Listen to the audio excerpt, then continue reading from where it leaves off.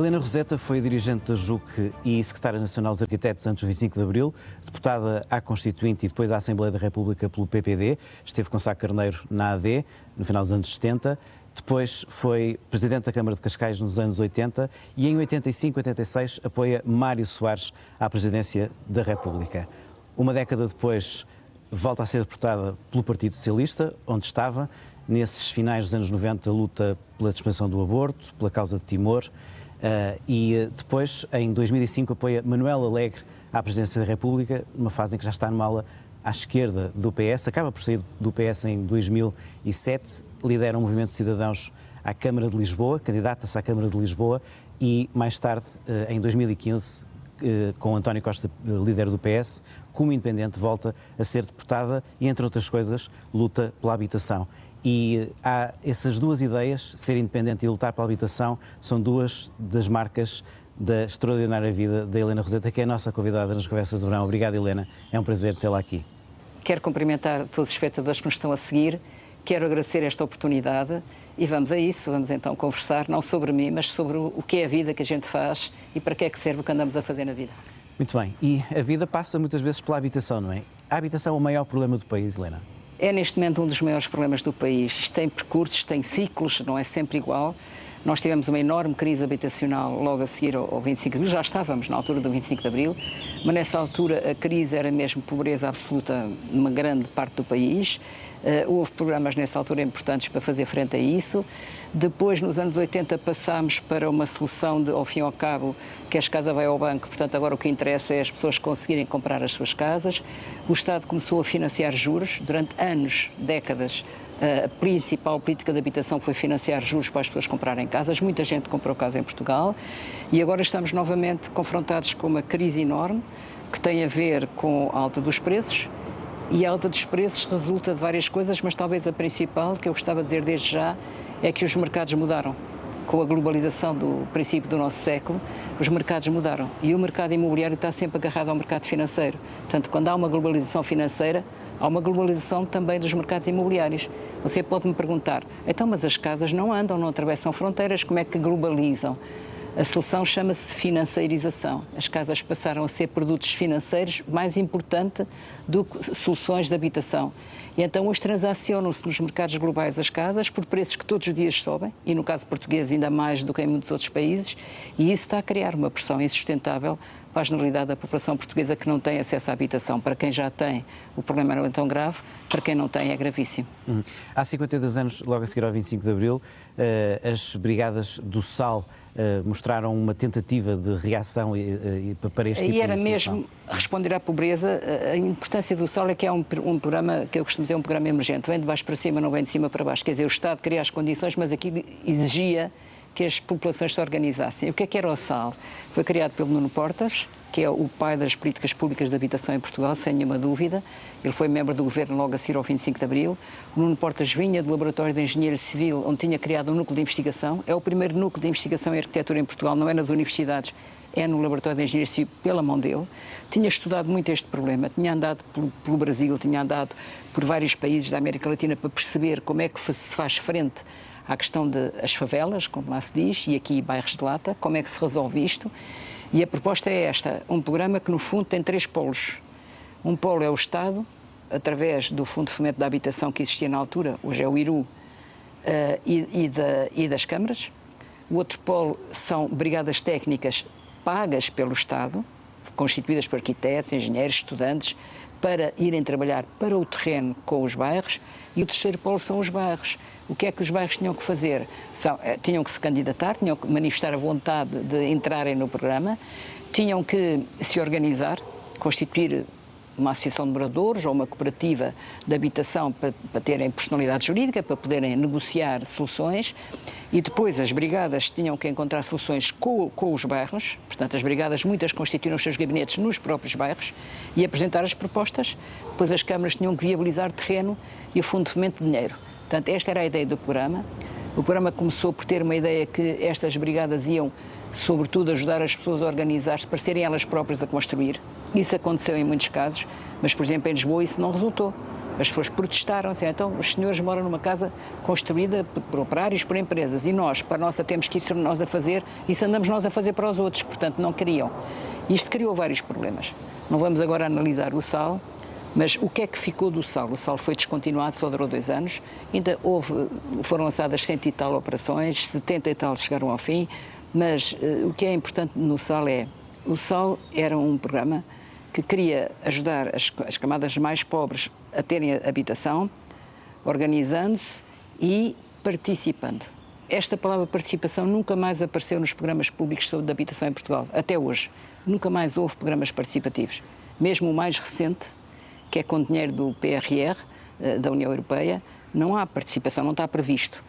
E isso eu acho que é um erro fundamental. O SAL cometeu alguns erros, com certeza, mas deixou-nos esta semente. O que nós estamos a tentar fazer agora na Ordem dos Arquitetos é recuperar esta ideia e relançar um pouco, à semelhança do SAL, uma coisa tripartida, portanto, política pública, brigada técnica e população organizada. A política pública, neste momento, não temos garantia nenhuma, porque o Estado não tem nenhuma política pública para os núcleos precários e para as pessoas em situações mais difíceis. As soluções são remedeios. Até pior do que isso, o que nós temos visto, sobretudo em questão de bairros, não em questão de famílias individualmente, mas em questão de bairros, o que nós temos visto quando há um bairro precário que se instala com umas casas precárias ou barracas ou chame-lhe o que quiser, muitas delas até não são tão precárias assim, se instalam em terrenos que não lhes pertencem.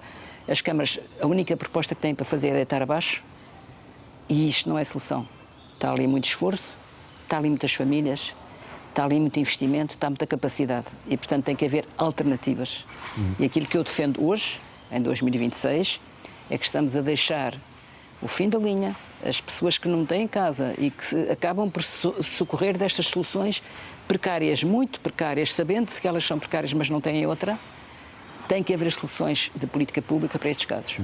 E está-me a falar de algo que tem a ver com as Brigadas 65, uma espécie de versão 2026 das Brigadas do SAL, mas o tempo hoje é muito diferente. E o que eu lhe pergunto é se no pós-25 de Abril havia essa necessidade urgente e havia uma pulsão da construção democrática e uma espécie de alegria coletiva em procurar isso. Hoje a sociedade está diferente, está mais fragmentada. É mais difícil, paradoxalmente, hoje fazer as Brigadas 65? É, com certeza. É também porque não há uma política pública nesse sentido. O que eu estou a tentar fazer é, através da Ordem dos Arquitetos, que é uma entidade pública, criar uma base institucional para dialogar também com o poder político, no sentido de criar essa política pública. Portanto, é isso que nós estamos a tentar fazer. Agora, aquilo que, comparando com o que se passava há 52 anos, a minha geração viveu uma coisa inesquecível, que é de um dia para o outro, e sem violência, aqui, no continente, na metrópole, como então se dizia, e sem violência, acaba uma ditadura de 48 anos, acaba a censura, acabam os medos, toda a gente tem a consciência que agora se pode falar, que agora podem fazer as suas vidas. Isto é uma força, uma energia brutal e, portanto, o 25 de Abril destapa uma energia social que estava acomodada e amedrontada há muitas décadas. É uma força, é uma energia enorme e, portanto, essa libertação de energia social foi uma festa, foi uma libertação, mais do que uma liberdade, foi uma libertação. E permitiu o florescimento de iniciativas, toda a gente queria participar, eram os estudantes, eram os professores, eram os operários, eram as pessoas na rua, era o cidadão comum, havia uma manifestação, ia tudo a correr para a manifestação, de um lado ou do outro, de todas as várias dinâmicas político-partidárias, apareceu gente a querer fazer pelas suas mãos. Eu recordo-me de um diálogo muito óbvio. Alguém perguntava, mas como é que você vai resolver esse problema num bairro, aqui em Lisboa, o bairro da Unidade, mas como é que vocês vão resolver o problema da habitação? E o morador disse assim, com as minhas mãos. Isto é lindo. E havia essa consciência. Passámos estes anos todos, as gerações são outras, os hábitos mudaram, a vida mudou, muita coisa mudou, mas uma das coisas que mudou é o pêndulo histórico. O pêndulo histórico que começa com o 25 de abril de 74 e que depois se alarga à Espanha e aos países da América Latina e tudo mais, e até aos países de leste, mais tarde, é um pêndulo no sentido da democratização crescente. É uma energia positiva. Hoje o pêndulo histórico está em sentido contrário. Estamos numa vaga de autoritarismos, até ditaduras em alguns casos, desconstrução democrática. Não é a desconstrução democrática já através de golpes militares, para tomar o poder, embora a América continue a fazer das suas, mas é uma desconstrução democrática por erosão interna, desmantelamento das estruturas de equilíbrios e balanços que tem que haver nas democracias, e desmantelamento do crédito da democracia, porque a vida acelerou de tal maneira que a política não acompanha. As respostas políticas não dão resultados nos tempos que as pessoas exigem, hoje em dia, com a vertigem que é a sucessão de coisas que estão a acontecer todos os dias. Isto para dizer de maneira muito genérica. Mas, portanto, sim, há hoje um tempo de desconstrução democrática, não só em Portugal, e 25 de Abril foi um tempo de construção democrática. São dinâmicas opostas, mas esta de hoje, do meu ponto de vista, é muito mais difícil e muito mais exigente. Deixe-me voltar à ideia de Brigadas 65 para explicarmos aos nossos espectadores. Esse termo, Brigadas, apela à ação, e essa é a mobilização e a ação, que é obviamente necessária. 65 é o artigo da Constituição que confere o direito à habitação, mas também o artigo da Lei de Bases da Habitação, em que a Helena também foi promotora, que prevê a reconversão dos bairros sociais. Não é propriamente para os bairros sociais, o artigo 65 da Lei de Bases, mas a questão é esta. Se a habitação é um direito constitucional, está garantida desde 76, e hoje as pessoas todas sabem que é um direito. Qualquer pessoa diz, mas eu tenho direito à habitação. As pessoas têm consciência que isto é um direito de todos e suas famílias, é o único direito social que é familiar. Os outros são individuais. Exato. É um direito de todos e suas famílias, e o Estado tem deveres a cumprir. Muitos deles não têm sido cumpridos ao longo destas décadas, mas não basta haver um direito constitucional para o direito se cumprir. Não basta haver tarefas que o Estado tem que cumprir para isto acontecer. Para o cidadão defender o seu direito, depois tem que haver legislação concreta que possa ser invocada em tribunal. E era isso que faltava na habitação, por isso é que eu lancei a questão da Lei de Bases da Habitação. A Lei de Bases da Saúde foi feita muito pouco depois de criar o Serviço Nacional de Saúde, a Lei de Bases do Sistema Educativo a mesma coisa, a Lei de Bases do Ambiente a mesma coisa, a Lei de Bases do Património Cultural a mesma coisa. Portanto, há uma série de leis de bases que são criadas, a Segurança Social, fundamental, que são criadas para garantir o papel do Estado no sentido de que isto aconteça e seja cumprido. Na habitação, presumiu-se que a habitação é um problema particular, cada família trata do seu, e o Estado não tem um papel essencial e, portanto, não precisa de lei nenhuma, de bases. E eu disse, não, é o contrário. A Constituição diz coisas que o Estado tem que fazer, no tal artigo 65, se as pessoas forem ver o artigo 65 na Constituição, procurarem na internet e leem-no, e é muito interessante. O artigo foi aprovado há mais de 50 anos, entrou em vigor há 50 anos. O primeiro número do artigo diz todos têm direito para si e para as suas famílias a uma habitação condigna, depois vem para ali fora, uma habitação adequada, vem para ali fora. E é todos. Todos, eu acho que desde que veio cá o Papa Francisco, todos em português significa todos, todos, todos. Não significa só todos, alguns. Portanto, isto é extremamente importante. E depois diz, para garantir este direito, incumbe ao Estado uma série de coisas. E uma das coisas que incumbe ao Estado é, de facto, em colaboração com as autarquias, produzir habitação pública para acesso às pessoas que não têm acesso ao mercado. A produção de habitação pública no pós-25 de Abril é muito restrita. Temos 3 momentos. A habitação pública ou publicamente financiada, temos 3 momentos. O SAL durou 2 anos, portanto, teve pouca hipótese. Depois há um programa muito importante nos anos 90 do governo Cavaco Silva, que foi um programa especial de realojamento para acabar com as barracas em Lisboa e Porto, na área metropolitana. Esse programa de 93 foi muito importante, produziu 40 e tal mil habitações novas para o parque público, mas foi só nas áreas metropolitanas de 2 cidades. Portanto, não foi para o resto do país. E depois não há mais nada, é preciso dizer isto, não há mais nenhum programa público de produção de habitação pública, pode haver coisas pontuais, camarárias, mas nacional não há mais nada, até ser aprovado o PRR, que permitiu mobilizar para a habitação pública uma quantia jamais vista a fundo perdido. Inicialmente estavam previstos 2 mil milhões de euros, agora com as contas finais veremos quanto é que foi. 2 mil milhões de euros a fundo perdido significa de graça para Portugal. O dinheiro que é devido desde que consigam cumprir. Isto é incrível. Tivemos 50 anos em que não há produção de habitação pública. E então, para terminar, hoje, da habitação toda que existe em Portugal, entre 2% a 3% é pública, o resto é tudo privado. Como é que você consegue ter algum papel na regulação do mercado habitacional para agora 11 milhões de habitantes, quando o Estado apenas dispõe de uma pequeníssima parte da habitação? É isto que é estrutural, que tem que ser resolvido. Lá fora que nos possam inspirar e que não conseguimos aprender Os com países eles? nórdicos têm 20%, 30% de habitação pública, têm soluções até de muita flexibilidade, naturalmente. Os países do sul da Europa têm menos habitação pública, de modo geral. Nós aqui, houve muita discussão sobre se isto competia ao Estado ou aos municípios. Durante muitos anos achava que os municípios tinham que estar à espera que o Estado fizesse. Recentemente, isto passou tudo para a mão dos municípios, mas os municípios não tinham financiamento. Não sei se as pessoas sabem isto, mas ao contrário do Governo, o Governo pode apresentar orçamentos com déficit. As câmaras não podem. As câmaras estão obrigadas a ter orçamentos equilibrados.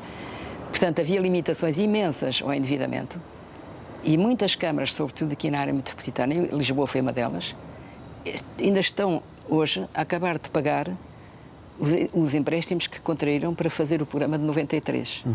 Portanto, a parte do financiamento é fundamental numa política de habitação. E qual é o papel dos dinheiros públicos ou da política fiscal neste financiamento? É absolutamente fundamental. A outra coisa que é fundamental é terreno. Para haver casas tem que haver chão. E tem que haver chão onde se possam construir casas. E que tenha a propriedade regularizada. E, portanto, estas soluções que nós vemos de bairros precários, no geral, estão construídas em terrenos que não lhes pertencem. As soluções dos chamados AUGI, que significa áreas urbanas de género ilegal, antigamente chamavam-se clandestinos, são terrenos que as pessoas compraram, por exemplo, quintas aqui na região de Lisboa, ou prédios que compraram e que depois construíram em terreno que não tinha possibilidade de construção, que era rústico. E, portanto, há aqui uma ligação muito importante entre o urbanismo e a habitação, porque tem que ser o urbanismo a dizer aqui pode-se construir, aqui não se deve construir, por esta razão e por aquela, mas aqui pode. E isso é fundamental. E também andamos a arrastar os pés nesta questão urbanística. A maior parte dos planos diretores municipais precisavam de ser revistos e não foram ainda revistos, estão agora a ser revistos, enfim. Cruzar as duas coisas. E é por isso que o artigo 65, só para terminar, desculpa, Germano, o artigo 65 se chama Habitação e Urbanismo. Pronto. Na apresentação do projeto Brigada 65, a Helena repetiu muito a ideia de isto é apenas uma semente, isto é só uma semente, e foi também lembrado que há 52 anos nas Brigadas do Sal, a cada avanço que se fazia, havia festejava-se para ter ânimo para avançar. É muito importante. Os jovens arquitetos e estudantes que hoje estão com os Brigadas 65 vão ter esse ânimo?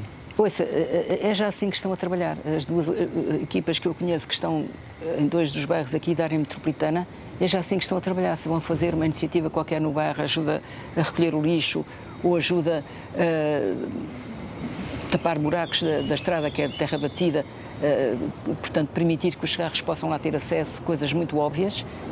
No fim disso tudo, faz sempre um almoço, faz sempre um jantar, faz sempre uma festa, faz sempre qualquer coisa. Porquê?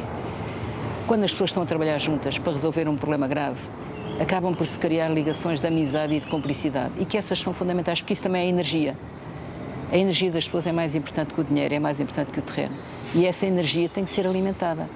E muitas vezes é alimentada precisamente por essa criação de laços, de amizade, de vamos juntos, estamos juntos, as pessoas sentirem que têm força e que podem fazer. A palavra em português, enfim, é um anglicismo, mas já está em Portugal, é empoderamento. Quando as pessoas sentirem que estão empoderadas, tem que ser, não pode ser um sozinho, tem que ser grupo. E esse grupo, ao sentir que tem mais poder, celebra. É fundamental isto. Portanto, não é burocracia, não é umas pessoas a mandar, outras a obedecer. É um trabalho conjunto e quando se consegue alguma coisa positiva, festeja-se. Da mesma maneira que numa família a gente festeja os aniversários e festeja os sucessos, também num bairro, quando há uma coisa boa, festeja-se. É absolutamente fundamental. A Constituição da República de 76 fez recentemente 50 anos. Estávamos a falar há bocado de um artigo muito importante dela, o 65 da habitação. Essa capacidade que o pós-25 de Abril teve de fazer a Constituição de 76 foi um momento crucial para percebermos que conseguimos determinados consensos? Foi. Vamos lá ver. Não podemos ignorar que no período do chamado PREC, processo revolucionário em curso, são aqueles 2 anos a seguir ao 25 de Abril, as energias estavam todas à solta e os conflitos também. Não esquecer que durante o período, desde o período pré-eleitoral ao período da realização já mesmo da Constituinte, houve 3 golpes militares, com forças armadas, na rua.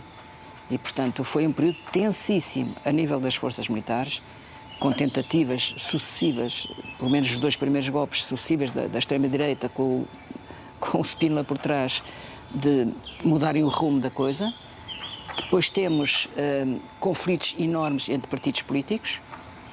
Digamos que a linha divisória na Assembleia Constituinte, que resultou das primeiras eleições, daquelas eleições extraordinárias em que 92% das pessoas foram votar, a linha divisória no conflito político passava entre o PS e o PCP.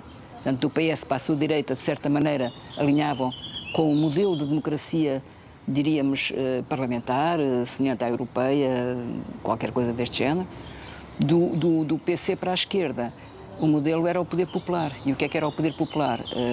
Não há necessidade de haver parlamento, o que há necessidade é de haver comissões de base, organizações de base, isto tudo estruturado, com alguma tutela, um grande apoio, uma grande aliança com as Forças Armadas, com uma tutela militar, e até criam um parlamento militar, paralelo ao parlamento político.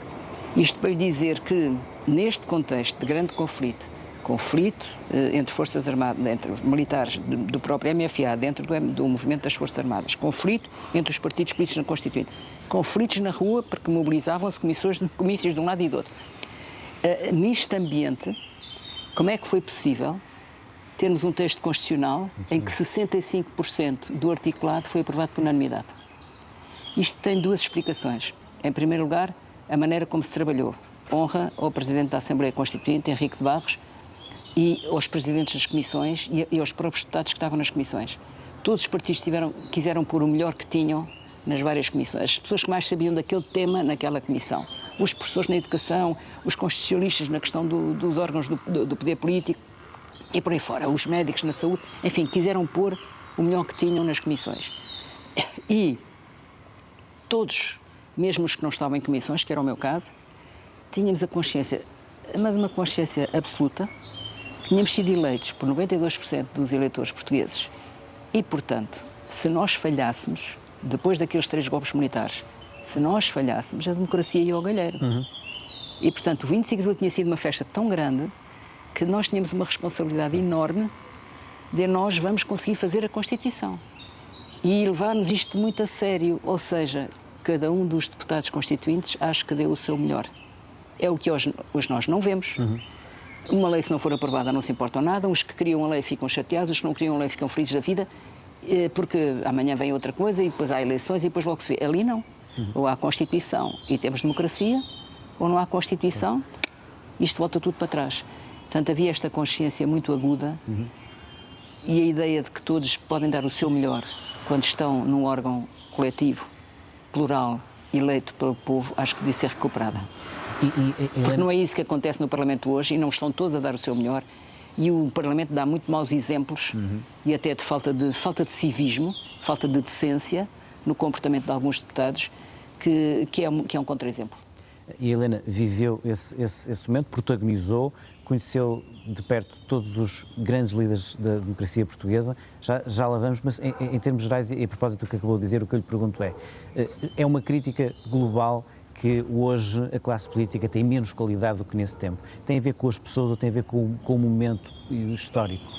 É difícil responder a isso, porque não se pode generalizar e, portanto, o que não há, de certa maneira, as pessoas com mais capacidade provavelmente não estão muito interessadas na política, porque a política é muito desgastante.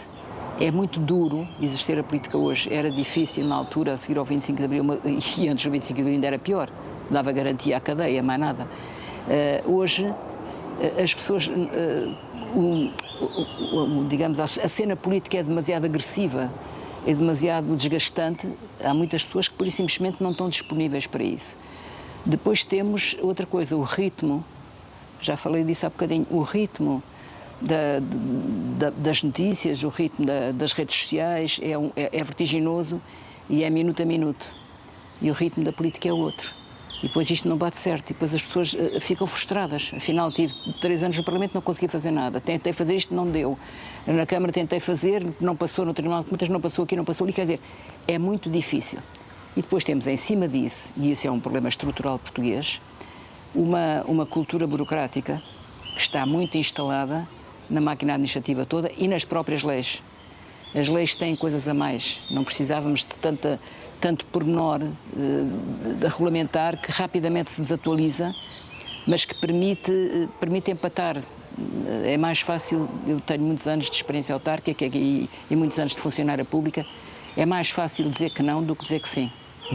Porque para dizer que não, há 50 mil motivos, é sempre fácil fundamentar legalmente, tem que ser tudo fundamentado. Para dizer que sim, você fica com a responsabilidade de ter dito que sim. E depois se corre mal, você é que paga. Está a ver? Isto desincentiva completamente, quer na administração local, quer nos governos, muita gente de querer avançar, de querer correr esse risco. Os partidos políticos deviam ser estruturas de apoio às pessoas para motivar para isso. Em alguns casos, assumir uma feição, sobretudo, carreirística.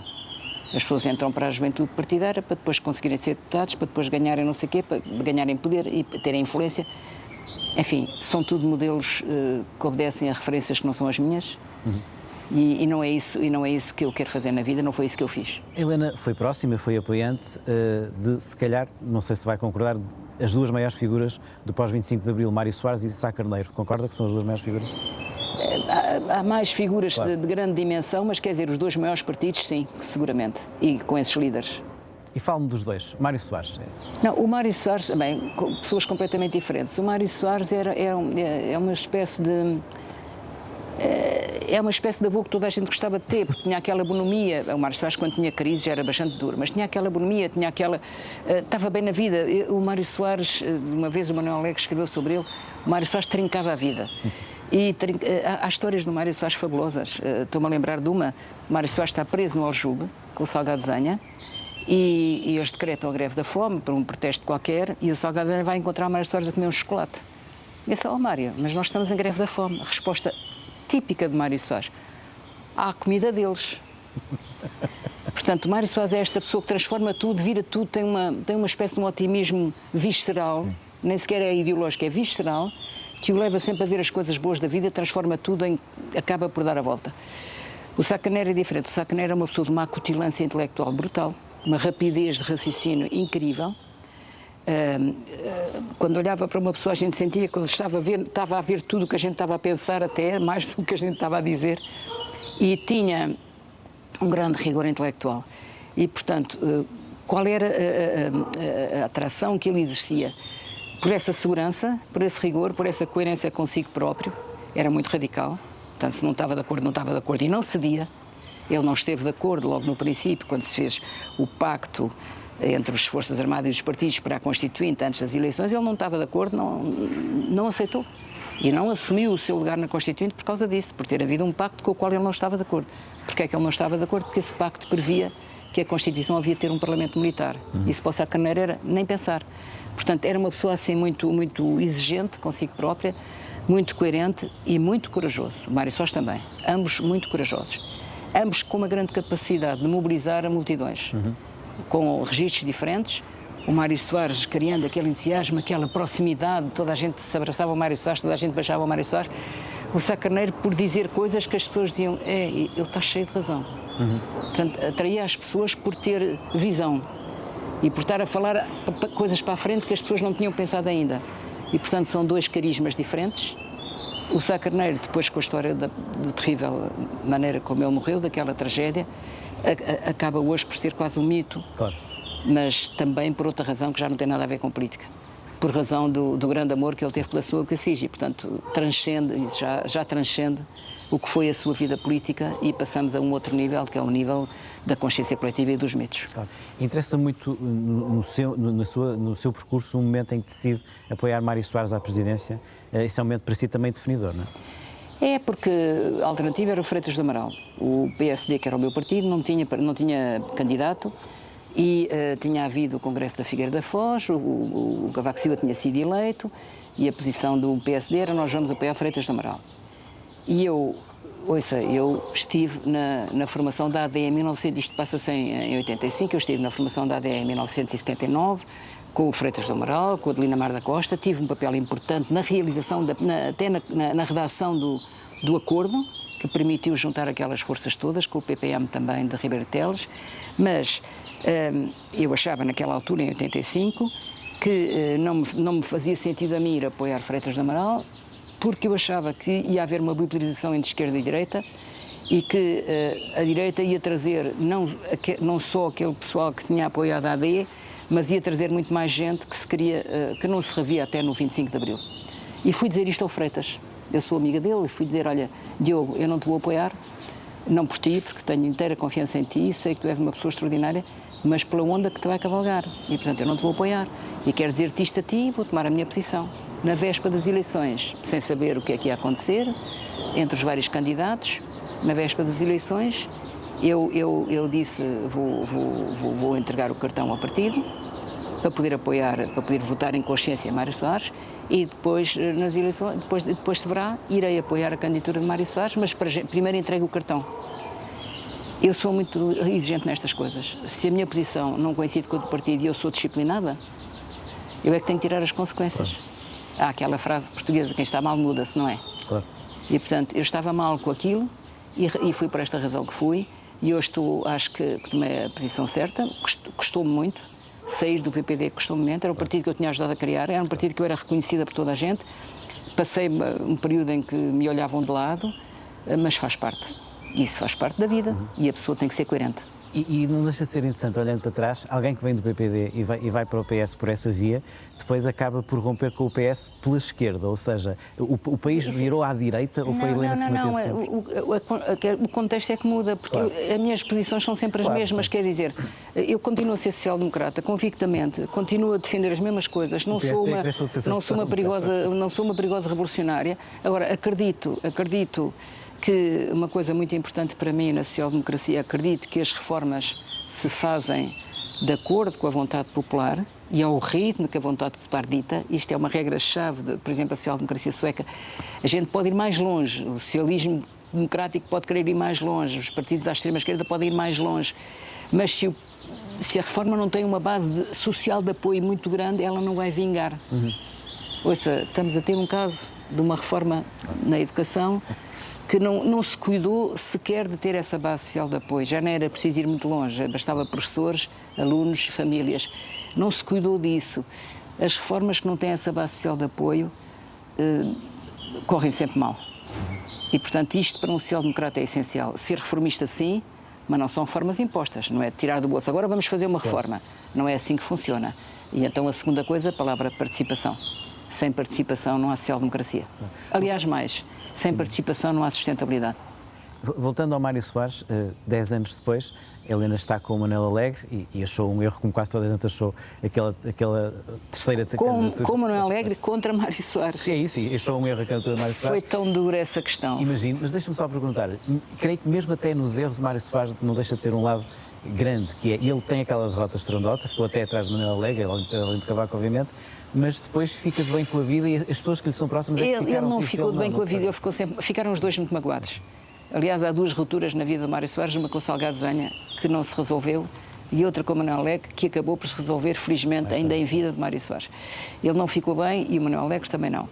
Mas a questão de fundo era, a decisão tinha sido tomada ali numa posição confusa, pelo Sócrates, que resolveu apoiar o Mário Soares, embora tivesse um candidato do seu partido que tinha capacidades, como se viu depois até tinha mais peso eleitoral.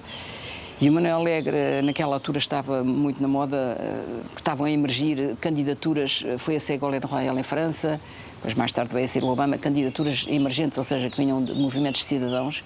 Havia movimentos de cidadãos a gerar-se e o Manuel Alegre entendeu, vou fazer uma candidatura não partidária, eu vou avançar, tinha currículo para isso, como é óbvio, e que grande currículo ele tem, vou avançar para uma candidatura, movimento de cidadãos, e eu disse, é aqui que eu estou, porque eu acredito nos movimentos de cidadãos e acredito na participação e acredito nesta energia que vem de baixo. E a candidatura de Manuel Alegre é, sobretudo, uma candidatura de cidadãos, não é uma candidatura partidária. E ela, por isso, foi buscar gente de muitos sítios. É uma candidatura que não é uma candidatura à esquerda do PS, é outra coisa, é uma candidatura de uma pessoa com um currículo pesadíssimo e forte, mas que vai buscar emergência por cidadania pura. E penso que naquela altura foi importante. Já mais recentemente, a sua experiência no Movimento de Cidadãos por Lisboa, candidata-se a Lisboa. Nasce também da candidatura do Manuel Alegre. Nasce daí. Porque a gente percebe, entretanto, a Câmara de Lisboa cai. Havia um problema de crise, houve crise política, caiu e havia eleições, pouco tempo depois havia eleições para As eleições presidenciais foi em 2006, em 2007 havia eleições só para a Câmara, para o Executivo, não eram eleições locais gerais, era só para o Executivo Municipal de Lisboa, que tinha-se desfeito a coligação e estava... Eu queria participar nessa eleição, o Partido Socialista não me queria propor. Eu disse, bom, mais uma vez, agora entrego o meu cartão outra vez pela mesma coisa. Eu não vou aceitar uma disciplina de voto, eu acho que posso ter aqui um papel e, portanto, vou entregar o cartão, por esta razão, para poder, sem conflitos de consciência, candidatar-me como independente. O que eu não aceitaria era, eu agora vou-me candidatar como independente, mas mantenho o cartão. Eu fiz isto para as presidenciais de 2000 do Mário Soares, as presidenciais do Mário Soares, em 1985, depois foram em 86, e fiz isto outra vez em 2006 para as intercalares de Lisboa. Entreguei da primeira vez o cartão do PSD, da segunda vez o cartão do PS. Não por razões ideológicas profundas, mas porque não é compatível com a minha maneira de estar na vida, estar filiada num partido e depois dizer que sou independente. Eu sou sempre independente, mesmo dentro de um partido. Mas se eu quero assumir politicamente uma posição sem amarras partidárias, a coesão exige-me, faz favor. Gostei muito de vocês, continuamos a trabalhar, mas é por fora. Isto é tão importante que depois fui eu que fui propor a António Costa um acordo. Ia falar nisso. É interessante, ou seja, mais tarde acaba por também voltar a ser candidata e ser deputada pelo PS, mas independente. O António Costa, depois dessa relação... Não, mas antes disso a coisa mais engraçada é que eu sou eleita como Movimento de Cidadãos para Lisboa. Elegemos 2 vereadores, portanto tive mais votos que o PCP e que o Bloco de Esquerda. Elegemos 2 vereadores. E o Costa não tinha maioria. E, portanto, foi o primeiro mandato difícil, 2007 a 2009, difícil. E quando vamos para o segundo mandato... o Santana Lopes ia candidatar-se, havia a possibilidade de ele poder ganhar, porque já tinha tido um bom resultado em Lisboa, e eu fui dizer ao António Costa, António, vamos lá ver, eu não estou aqui para ser oposição ao Partido Socialista, eu sou o Movimento de Cidadãos, vou consultar o meu movimento, nós estamos interessados em fazer um acordo com vocês. A lei não prevê coligações entre movimentos e partidos. Os movimentos constituem-se na altura das eleições e depois já não existem mais, mas para nós existiam. O movimento constituía-se e nós chamávamos as pessoas que tinham sido parte do movimento, ouvíamos as posições que que achavam que se devia tomar, levámos isso muito a sério. Os Cidadãos por Lisboa era o nome do nosso movimento, então os Cidadãos por Lisboa foram propor ao Partido Socialista um acordo. Não havia possibilidade de fazer acordo nos termos da lei, então fizemos uma coisa, foi muito criticada, a gente chamou-lhe acordo coligatório. Sim, sim. Porque era um acordo em que nós íamos como independentes nas listas do Partido Socialista, que não era uma coligação tradicional, mas o nosso acordo dizia que os Cidadãos por Lisboa indicavam estes, os outros indicavam os outros, e quando um saía era outra vez Cidadãos por Lisboa. Portanto, as mesmas regras, por acordo livre, nosso, com o Partido Socialista, e ganhámos uma primeira maioria absoluta e repetimos a segunda maioria absoluta. Portanto, foi importante. Isto é só para perceber. A questão partidária é muito importante para nos situar e para termos pessoas que trabalham connosco, para a pessoa não estar sozinha. Há momentos em que a gente tem que fazer escolhas. Eu tive que as fazer. Outras pessoas não têm que as fazer e ainda bem. Eu tive que as fazer. Mas a questão para mim, a pertença partidária implica alguma disciplina. E, portanto, não se tomam posições porque me apetece ou porque me deu um vibe, estou condicionada a uma disciplina, sobretudo em momentos eleitorais. Porque nas posições do dia-a-dia a gente pode sempre divergir, mas nos momentos eleitorais isto tem que ter consequências. E eu assumi-as. Ao longo da minha vida assumi-as sempre. Quando não estou de acordo com aquela solução eleitoral... E como é que definiria essa relação com o António Costa?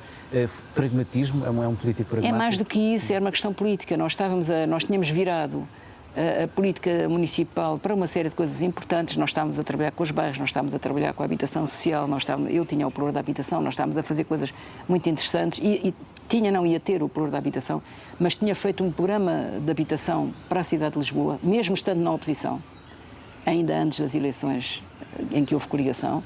Fui dizer ao António Costa, eu quero fazer qualquer coisa de útil, mas o que é que tu queres fazer? Gostava de fazer um programa local de habitação, porque Lisboa não tem. Os serviços dizem que já não há política de habitação em Lisboa porque as barracas já não existem. Ora, isso não é assim. É preciso criar uma política de habitação. Identificámos os bairros com mais dificuldades em Lisboa, criámos o programa local de habitação. Esses bairros isto é muito engraçado, essa identificação das zonas mais frágeis em termos socioculturais na cidade de Lisboa, demos-lhe um nome. Nunca chamámos nem bairros críticos, nem bairros vulneráveis, nem bairros sensíveis. Temos que dar um nome positivo. Eu disse, António, temos que pôr aqui um nome positivo. Então qual é o nome? Vamos arranjar um programa para estes bairros, com dinheiro da Câmara. Então o nome que eu proponho é bairros prioritários. Então, mas porquê? Prioritários quer dizer que a Câmara investe lá e que as pessoas podem participar e podem apresentar propostas para fazer coisas nesses bairros. Olha, o programa foi criado em 2011 e ainda está em vigor. Já passaram 3 variações e todos os anos 30, 40 bairros são financiados pela Câmara para fazerem coisas importantes para o bairro, com dinheiro da Câmara, e chamam-se bairros prioritários, bairros de intervenção prioritária, BIPs, ou zonas de intervenção prioritária, ZIPs, e portanto o nome é BIP-ZIP. Este programa BIP-ZIP, se por acaso quem nos está a ouvir quiser ver, se puser na internet vai ver, o BIP-ZIP é um programa participativo para as zonas mais vulneráveis da cidade de Lisboa, que está em vigor e que tem um grande sucesso e até já foi premiado. Portanto, foi com António Costa que conseguimos fazer isto. Helena, para fechar, como é que vê os desafios que aí vêm, nomeadamente para os mais jovens, a revolução da inteligência artificial que vai mudar o mercado laboral? É decisivo, é decisivo. Essa questão é uma revolução.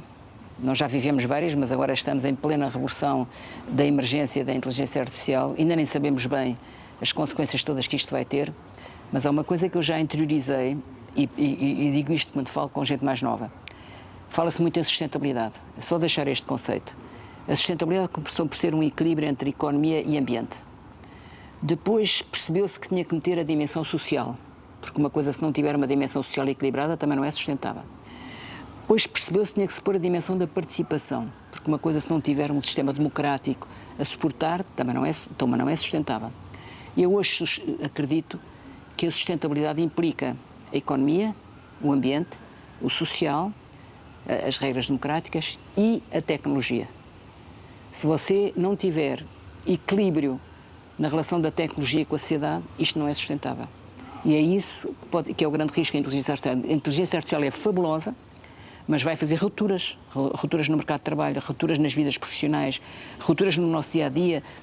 Sei lá, as coisas mais simples, os robôs, os táxis robôs, quer dizer, desaparecem os Ubers, desaparece... Como é? Tanta coisa que vai mudar. Provavelmente já não é no meu tempo de vida, mas é no tempo de vida dos meus netos. Eles estão muito sensíveis a isto, sobretudo um dos meus netos estão muito sensíveis a isto, e perguntam-me, e às vezes os alunos também me perguntam, então, mas eu estou a estudar este curso, para que é que isto me serve? Os arquitetos, estudantes de arquitetura, já não é preciso fazer maquetes, faz-se em impressoras 3D, já não é preciso um projeto, eu penso em inteligência artificial, ela faz o meu projeto. Qual é o meu papel? Eu digo, há um papel fundamental. Vocês têm que criar as soluções para as pessoas. E esse papel não é a máquina que o vai inventar. A máquina pode inventar a solução concreta, mas imaginar o futuro, como é que as pessoas vão viver, como é que vão ser as nossas casas, como é que as pessoas vão querer viver nas nossas casas, qual é a evolução disto tudo? A inteligência... O fator humano vai ser sempre o decisivo, acredito. Diga? Nisso. O fator humano será sempre o decisivo. O fator humano será sempre decisivo e tem que equilibrar o fator tecnológico. De facto, a tecnológica é criada pelo ser humano, mas a capacidade é sempre o problema do ritmo. O ritmo do crescimento tecnológico na IA é muito mais rápido do que o ritmo das nossas regras. E isso está a criar já problemas e vai criar problemas incomensuráveis. Portanto, não se pode falar no futuro sem dizer há aqui uma coisa que está a acontecer, os nossos filhos, os nossos netos e eu própria, ainda vamos todos ter que nos ajustar e adaptar, e alguns vão ter que perceber como é que isto se regula. Última pergunta. O Portugal de 2026 desperta-lhe tantos sonhos como o Portugal de 74? Mais porque isto é um milagre. A democracia ter vingado depois do 25 de Abril, que é uma coisa que não existe em mais sítio nenhum, depois de um processo conturbadíssimo, num país pobre, em que as pessoas, a maior parte delas eram analfabetas, a maior parte não, mas uma parte substancial era analfabeta e a pobreza era imensa, é um milagre o que se conseguiu fazer neste meio século, já nem falo dos 900 anos, mas neste meio século. E, portanto, hoje nós temos umas capacidades incríveis. O salto que se deu na capacitação das pessoas é enorme. Ou seja, na maneira de falar, na maneira de pensar, na maneira até de vestir, o salto é enorme, não há comparação. Vejam filmes de há 50 anos em Portugal, em qualquer sítio, mesmo no centro de Lisboa, as pessoas não têm as mesmas caras, não têm a mesma atitude. Isto mudou muito. E há capacidades instaladas e capacidades potenciais. Portanto, temos um país que é bem visto no mundo, portanto, que é bem aceito no mundo. Temos um povo incrível. Aliás, eu acho que os partidos nem dão mérito ao povo que têm. Há coisas que acontecem aqui, se acontecessem em Espanha, já dava tudo aos gritos. Porque somos mais mais calmos, mais ponderados. Não sei bem o que é. Há qualquer coisa, talvez seja o jeitinho, que a gente depois transmitiu para o Brasil. Há qualquer coisa aqui que a gente aguenta as coisas. Mas há uma frase, e eu gostava de terminar com isto, há uma frase que a gente tem que mudar. Nunca digam podia ser pior, que isso é uma frase conformista. Digam aquilo em que eu acredito profundamente, podia ser melhor. E vai ser, se nós quisermos. Helena, foi um privilégio esta conversa. Muito obrigado. Obrigada. Obrigado.